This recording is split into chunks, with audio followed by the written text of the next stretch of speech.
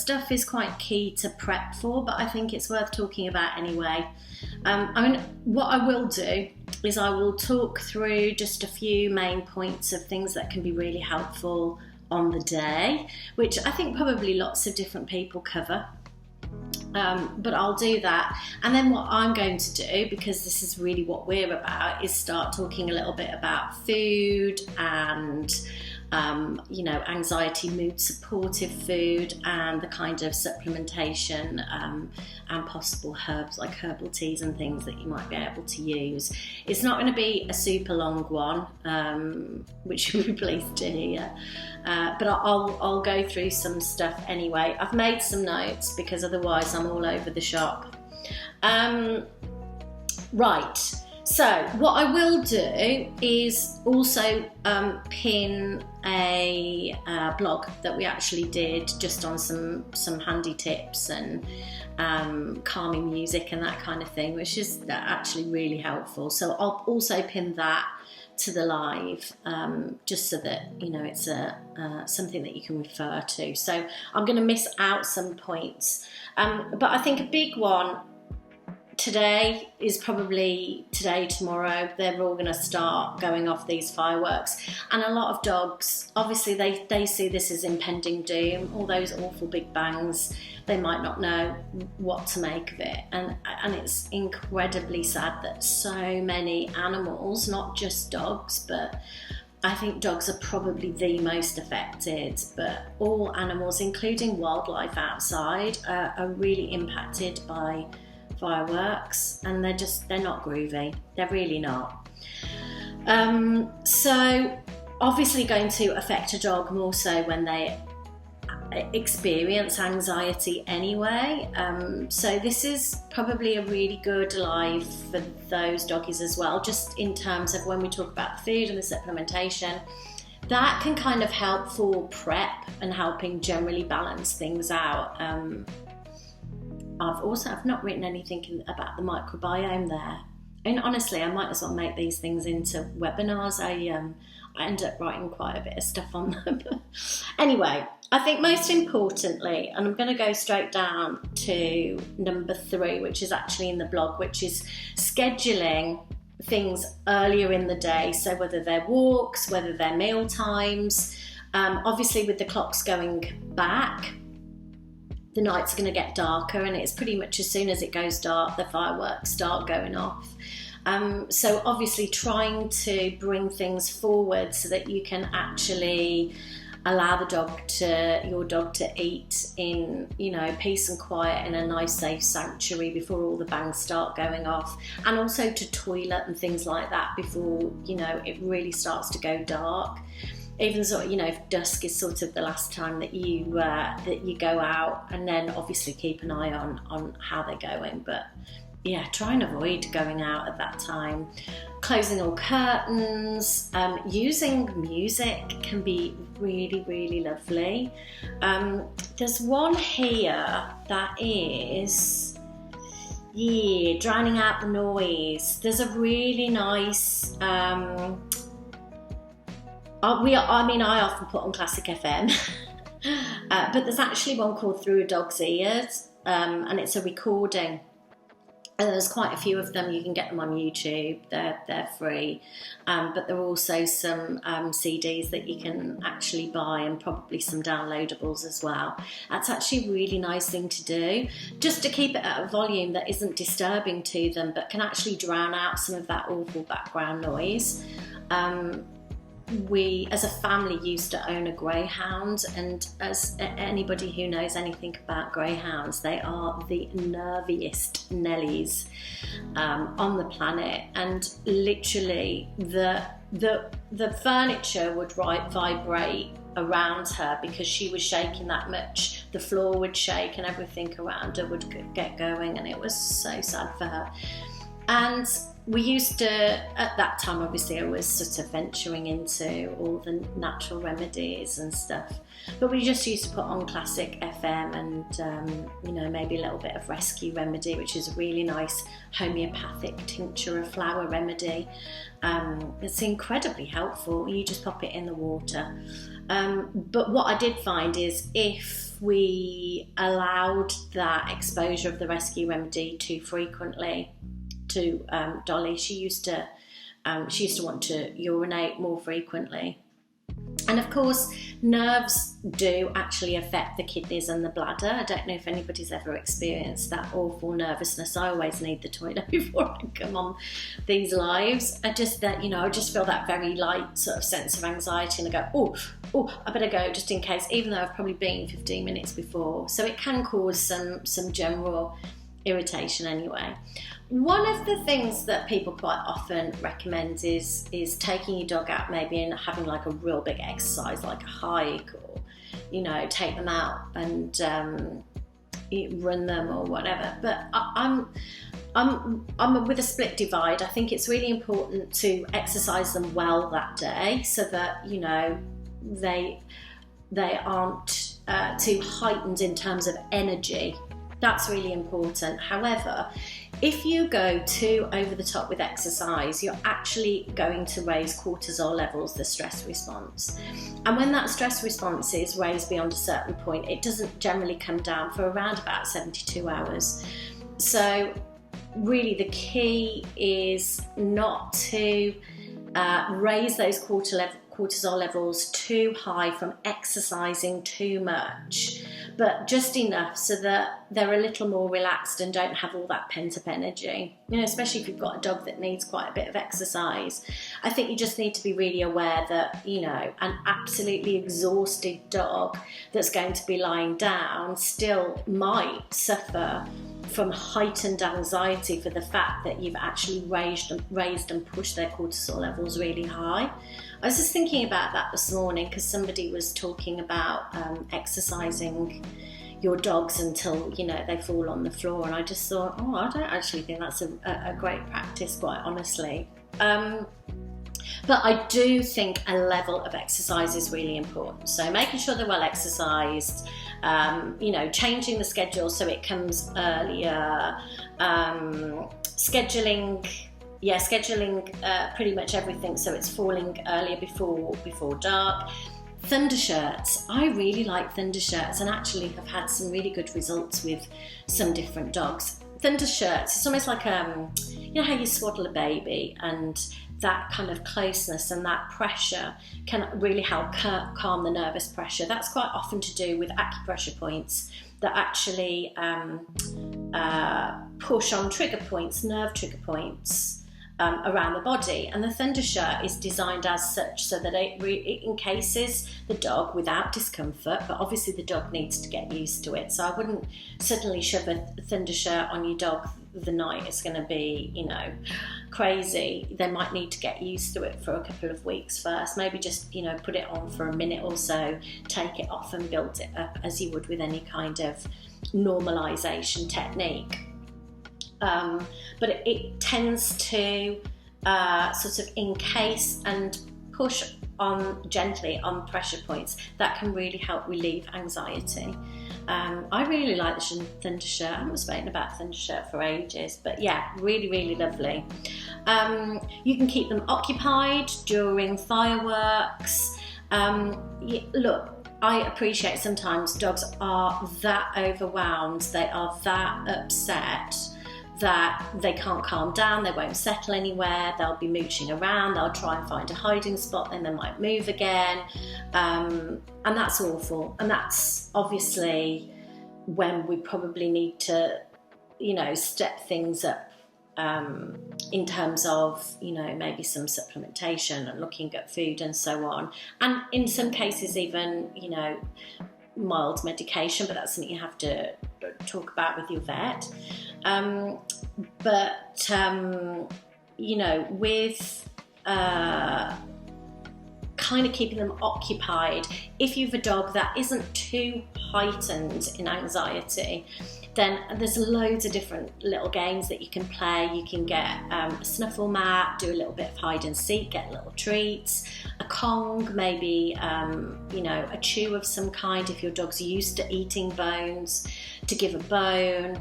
Any kind of general good association, if you do lots of tricks with your dog or certain activities, and that's the kind of thing that your dog enjoys, then that can be a really helpful and welcome distraction. I do appreciate some dogs don't do that and will not be interested in that, but if they are, fantastic. Reassuring your dog is obviously really important if they are coming to you for reassurance. So many people I hear, particularly, certain trainers and behaviourists say, if you are petting when a dog has a heightened sense of anxiety, you are instilling a feeling of anxiety and saying, normalising that feeling. Look, if your dog is seeking out some kind of reassurance, I think it's incredibly important that you are giving them the comfort and the confidence that they need, that reassurance of saying everything's okay, giving them a pat, snuggling in, really incredibly important.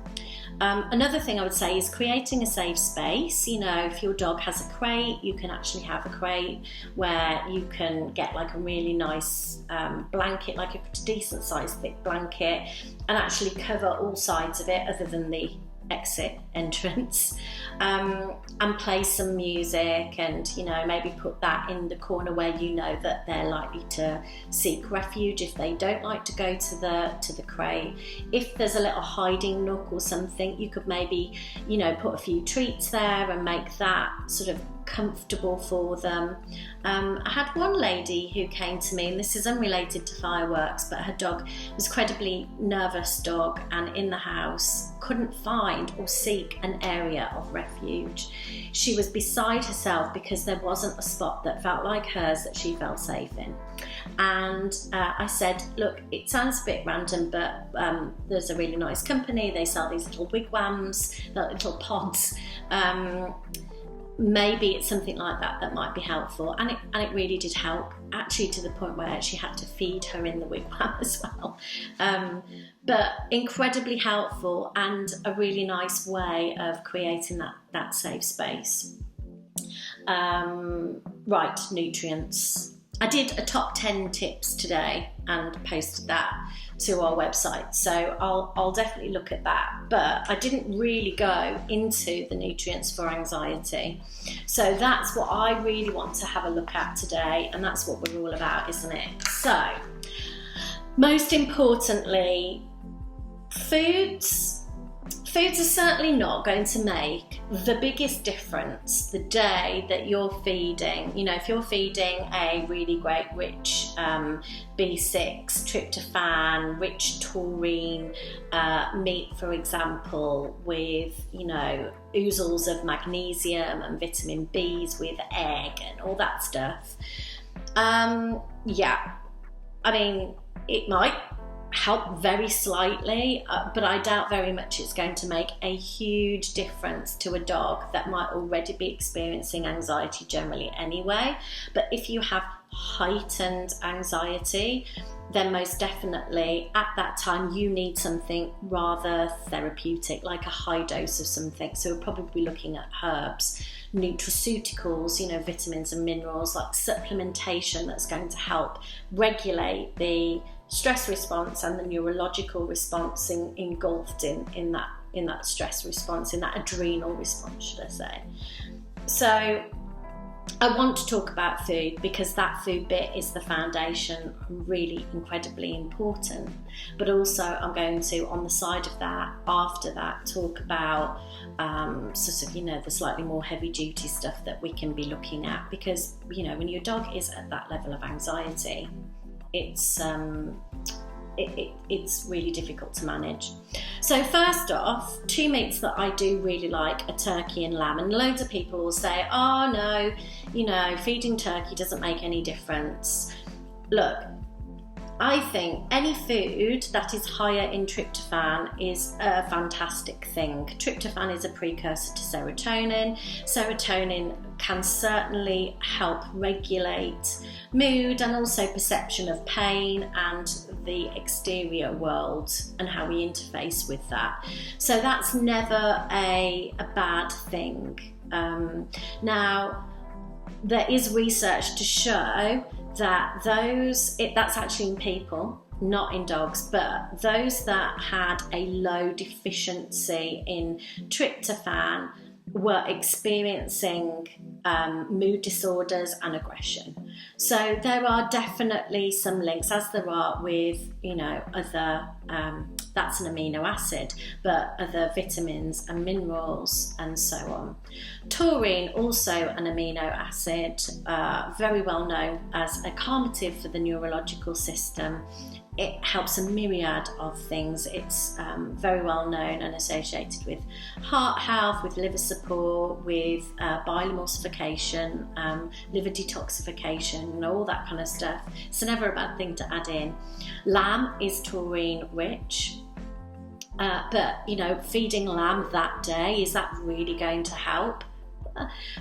Probably not, but it's definitely worth thinking about the foods that we can feed on a regular basis, as long as those foods are tolerated, to feed them on a regular basis to help support a nervous dog. And then on top of that, start thinking about what pathophysiology is, what physiological response, should I say, is not being fulfilled here, and are there additional vitamins and minerals or any other herbs that we might be able to help to further support that. This is about support.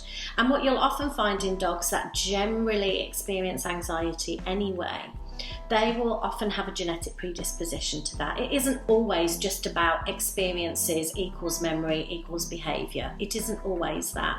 Yes, that's part of it, but it isn't always that. So you might find that your dog has a genetic mutation, which means that they perhaps don't metabolize or synthesize certain neurotransmitters very well. Well, a lot of those neurotransmitters that govern the neurological system are incredibly important on how we feel, how quickly that feeling of stress and anxiety can actually come down. How long are they going to experience that for? And all of that is incredibly important to think about. So one of the things I would say with turkey is it's not the highest in B6. I don't know, it's about 0.5, 0.6 milligrams per 100 grams. You might need a little bit more because turkey is a high glutamate meat, and if glutamate goes down the wrong pathway, it can be excitatory, and you don't always want to do that. Hence the reason why quite often we recommend not to feed turkey with epilepsy, for example, unless we're feeding B6 alongside it. And other Bs are helpful, of course. We need to be thinking about those kind of things. How can we add those other things? What's rich in B6? We've got beef, we've got liver, we've got eggs. What else have we got? I should know this off by heart. Avocado, that avocado flesh, and chicken livers and things like that. Really, really high in B6. So it's always nice to think about those additions. Omega-3s, so incredibly important. We absolutely know that mood-related disorders always show up with low omega-3, low fatty acid profiles. Fats are in some way essential for every single cell in the body because the cell has a phospholipid layer. So the health of that cell is partially dependent on how good our fatty acid profile is. So omega-3s are so incredibly important for the neurological system, but has also been shown to help with the stress response. So your stress response, you're going to have this wave of cortisol, which, if we've got the right nutrients in and we're supporting a dog in that way, it doesn't mean they're not going to have that stress response, but it definitely helps regulate that stress response, and that response shouldn't be as great. Omega-3s I love. Obviously, or maybe not, obviously. We'd be looking at certain fish, like a really good Atlantic salmon, if one can afford it. Sardines, mackerel is beautiful, and those sardines, mackerel, sprats, they're sort of lower down in the chain, so they tend to sort of pose less issues with toxins. Really love those. And algae, obviously. And what's quite nice with algae in the neurological system is, although the neurological system is dependent on EPA and DHA, which are the two fatty acids found in algae and fish oils, you'll find that actually the algae oil will often be more DHA dominant, and that can be really helpful for the neurological response. So algae is very suitable. Algae oil, a nice clean one. If you have any questions about where you might be able to get things from, you can post. I never see questions, I'm so sorry, but I will answer them afterwards.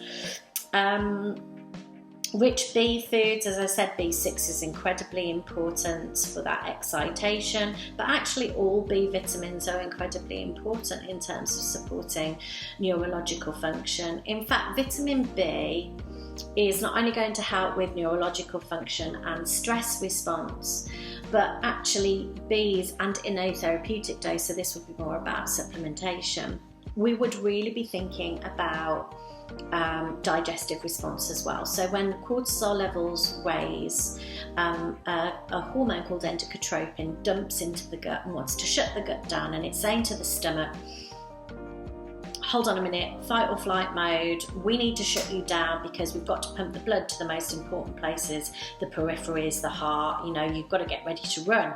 And so that will automatically want to shut down the gut, which is why sometimes you'll see dogs have digestive upset, gurgling tummies, the general kind of episodes that you might see in a dog with some sort of IBS, and that's where that gut-brain connection comes from.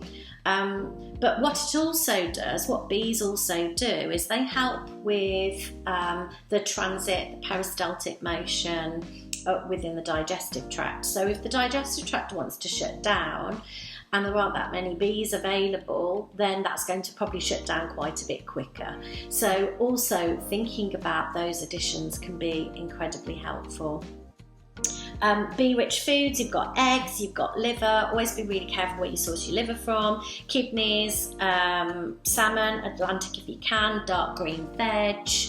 Love the dark green veg, you've got your kale and your spinach and your, I want to say purple sprouting broccoli, but obviously that's purple, but you will get lots and lots of bees in there. Rich magnesium foods. Magnesium is incredibly important. In fact, magnesium is very dependent, or should I say magnesium status is dependent on how well you cope with the stress response. And so are vitamin B's actually. And magnesium actually helps metabolize and synthesize, particularly synthesis, all of those neurotransmitters that will be involved in that awful episode of anxiety. So magnesium can be a really beautiful calmative. Lots of research to show not that those experience anxiety are low, but that supplementation for additional magnesium is incredibly important to help regulate that neurological and hormonal stress response. So incredibly important. And magnesium-rich foods, again, you've got your leafy greens, seeds. I really love when I'm formulating, spinach and hemp seeds are often something I might go towards just to try and up that magnesium as much as I can. So I really love those. Now, also mood disorders are correlated to, or at least show up as, selenium and zinc deficiencies. So it's always worth considering that you want to have rich foods within the selenium and the zinc. Now, zinc in particular, you want to be getting in, lots of your red meat, venison, actually chicken and chicken liver can be really, really high if your dog tolerates chicken. Wheatgrass is lovely if you're looking at a really nice whole food. Everybody knows I love a bit of wheatgrass, anyone who works with me does. Hemp seeds again, and they're all, I mean, zinc in particular is really responsible for neural development generally, so you know, how well your dog's going to learn, and correlated to mood and how well anxiety is actually dealt with.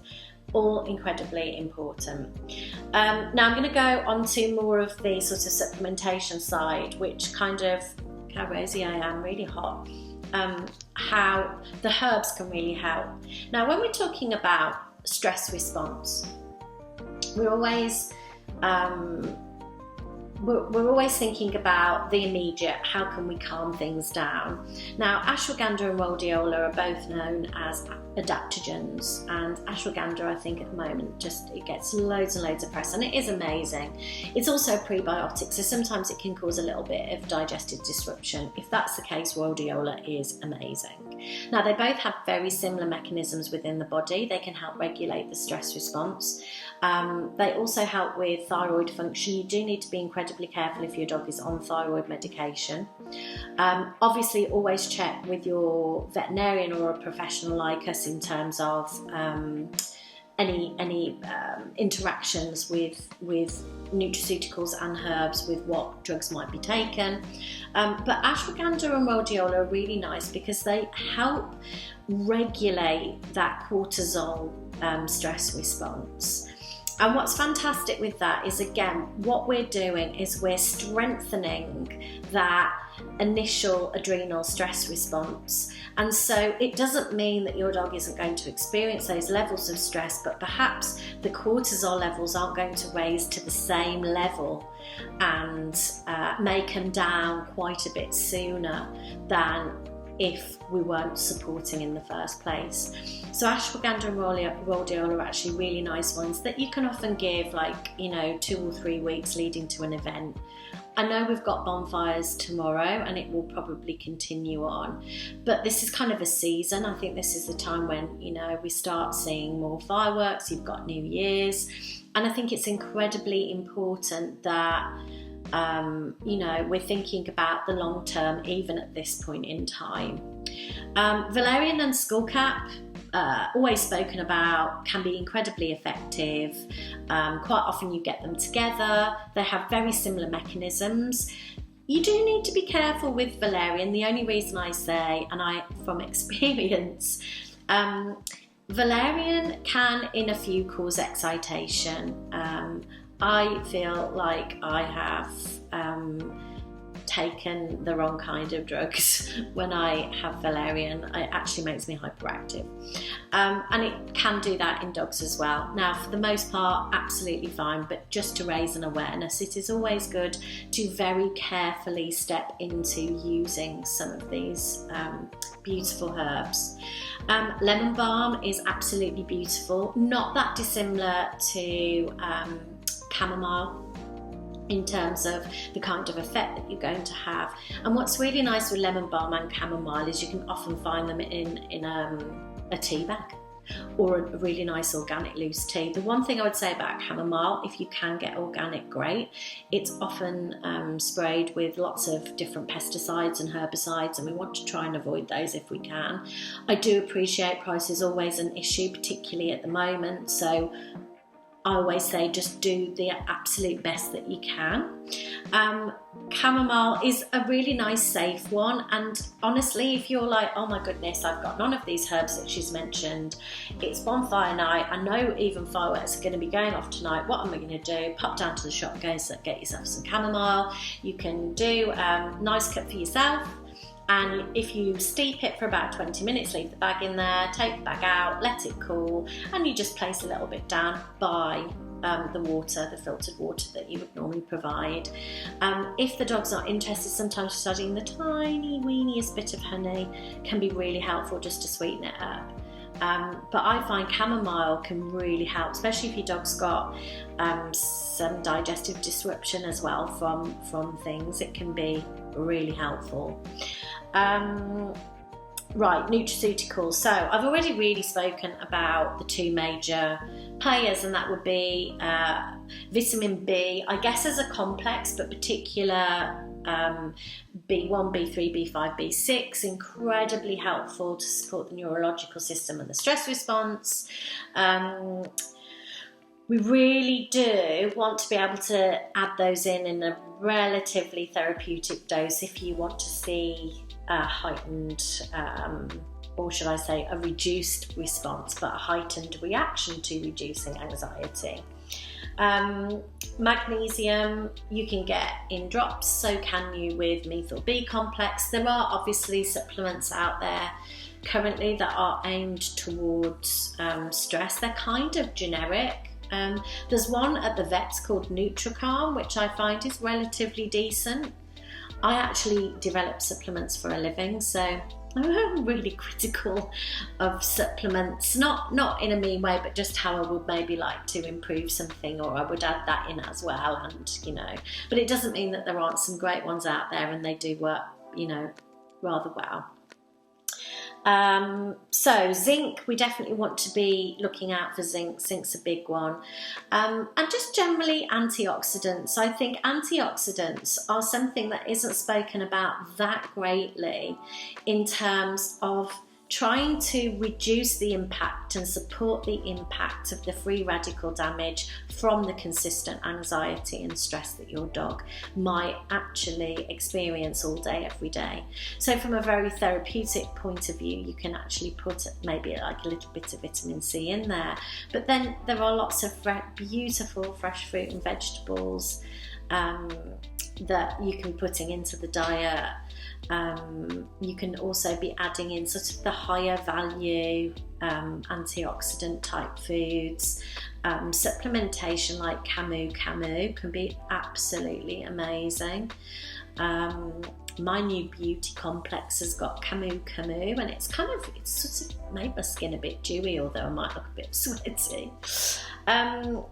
So, I mean, I think in a nutshell, the most important thing we need to be looking at is, on that day, reducing the impact by creating a nicer and safer environment. If we can try and create a safe haven and a little nook for your dog to hide in, or to create a safe haven for both of you where you can both snuggle up and listen to nice music, then that's incredibly important. But I think from a longer term perspective, looking at mood foods and how you can better support your dog's anxiety generally. One of the things that I haven't mentioned, which is a very long-term type of aspect, is looking at the gut microflora, the microbiota. So it can be really helpful to also think about probiotics in a dog that's experiencing stress. It's such a multifaceted response, and I think every dog is just a little bit different, so it's incredibly important to understand what's exactly going on for your dog. But that's, in a nutshell, I think probably covered quite a few things that we could be potentially doing. I've actually got some lemon balm tea here, and I'm going to go and have one now. So thank you so much for listening. I feel like we've covered pretty much most bases. Any questions that you've got, please ask them, and I will answer them. And I will also post those couple of links on mood foods and supplementation, and just any general anxiety posts that I actually think would be really helpful.